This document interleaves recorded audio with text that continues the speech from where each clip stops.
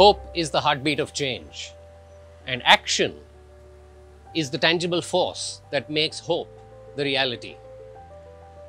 I'm Viral Oza, Chief Marketing Officer at Mahindra Life Spaces, and I'm your host for the day. Welcome to episode 2 of Mahindra Life Spaces sneak peek into the world of net zero living. Net zero living is the best of both worlds. It takes our early basic need of living amongst nature and combines it with the modern lifestyle that we are all used to. But to do it needs a much deeper awareness, and education is where all change begins. So to teach us how we can live a smarter life, we have with us Mr. Vasuki Iyengar, a seasoned waste management expert. He is a member of the Solid Waste Management Roundtable and the founder of the Soil and Health Foundation.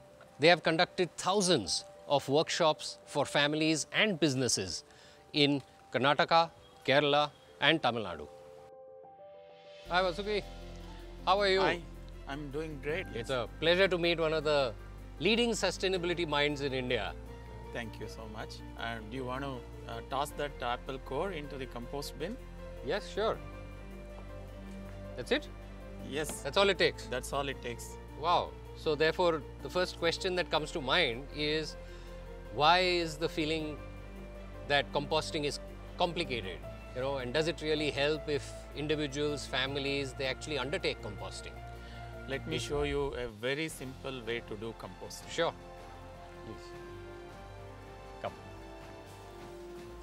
So this is the kitchen waste generated today. Yeah. This is The vegetable normal peels, day-to-day waste. fruit peels. All this came from soil and it should go back into the soil. Okay. And that will make soil a living soil, and it's not complicated. It is very simple to convert this into what we call it as this beautiful black gold.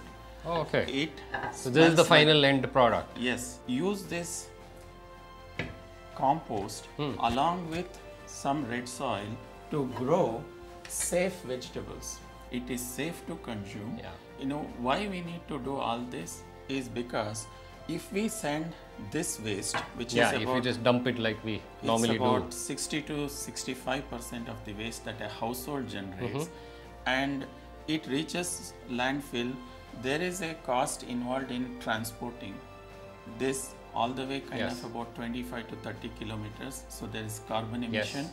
And then when it is dumped, in the landfill, it also it contaminates the soil, it contaminates the water, it contaminates the air. So easy way a household that what they can do is convert this into beautiful compost, grow our own safe vegetables, and thus stop sending this all To the the way landfill. to the landfill.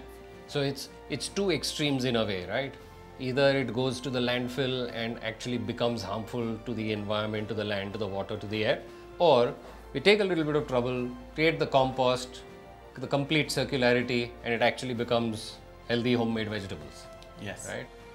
So that was really interesting how doing just a little bit can have such a positive impact on the environment.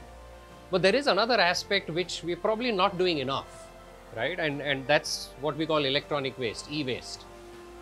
Every year we generate 50 million tons of e-waste globally, but not enough gets recycled. What are the implications of that? What happens? I mean, at Mahindra Life Spaces, we provide the e-waste collectors, but what happens otherwise in the world when other places we don't really do much about recycling e-waste? E-waste is very dangerous, actually the most dangerous things, and if it gets into the soil, there is mercury, there is a lot of metals that will leach into the soil, and then there is serious nitrous oxide that gets actually generated, which is very, very harmful, even more than the methane that we talked about. There is saleable e-waste and non-saleable dry e-waste, and it compensates with each other, but it should go to the right destination, and that right destinations are there in Bangalore, and we can actually go send it to an authorized dealer who can actually remove those metals and then make sure that it gets recycled. So in the apartment complexes where these are there, they just drop their e-waste in. It's as simple as that? Yes, it is actually the tube lights and CFL bulbs, and then along with all the other saleable dry, e-waste like the batteries, and then the the mobile phone.